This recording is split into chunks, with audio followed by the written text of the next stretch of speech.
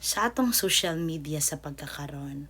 It's because kay nauso manggod ning content kanabitang content creator ka, magama kag content na kay kita something like that. Tungod lagi agi sa kalisod and because of money, ang uban dili na yud tarong ang ilang gihimo. Kay especially kanang maghubo na, magpakita na silang panty ug bra, maghimo nag mga kabastusan, kalawayan dinhi for the content only. Di na maayo ang gipanghimo sa uban. So, ako na isulti nimo nga dili ni pagpanghilabot, pero pagsulti ka nimo nga dakong sayop ang imong gihimo. Like for example, kung nagbra o nagpanty ka diha, kay for content only, daghan pong mudayeg nimo nga wow, sexy kay ka, pasidari ng uban, ayaw pag may nila, importante nga happy ka. Kabalo ka nga sayop na siya.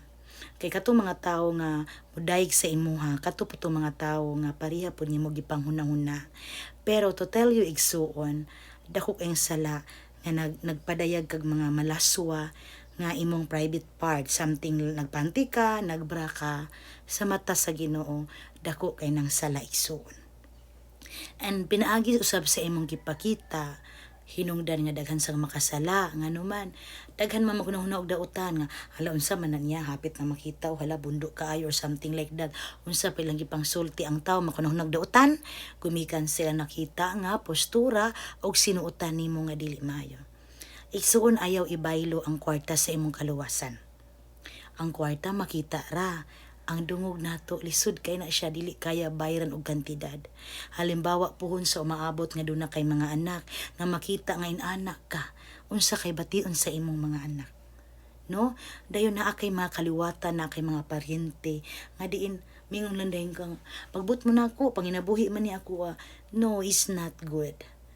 Daghang klase nga pwede ta manginabuhi mangitag kwarta, nganong kinahanglan pa man ang pagbaligya sa atong kalag, nganong kinahanglan pa man ang mga butang nga kabastusan, kalawayan nga dili uyon ang Ginoo, nganong mao pa man atong pakadak-an nga manginabuhi ta, pwede man ta manginabuhi sa dili inana nga paagi. Igsuon mga pagtintal na sa dautan sa kaaway sa Dios aron himuon ta niya nga usa ka instrumento nga daghan ang makasala. Ayaw sugot nga magpagamit ka sa kaaway sa Ginoo. Mas maayo nang magpagamit ta sa Ginoo nung ka sa iyang kaaway, kay kita man gyud puy maalaot. No? Ang mga tawo nga kanahong gisulti mingon dinig panghilabot pug kaoy, mind your own business.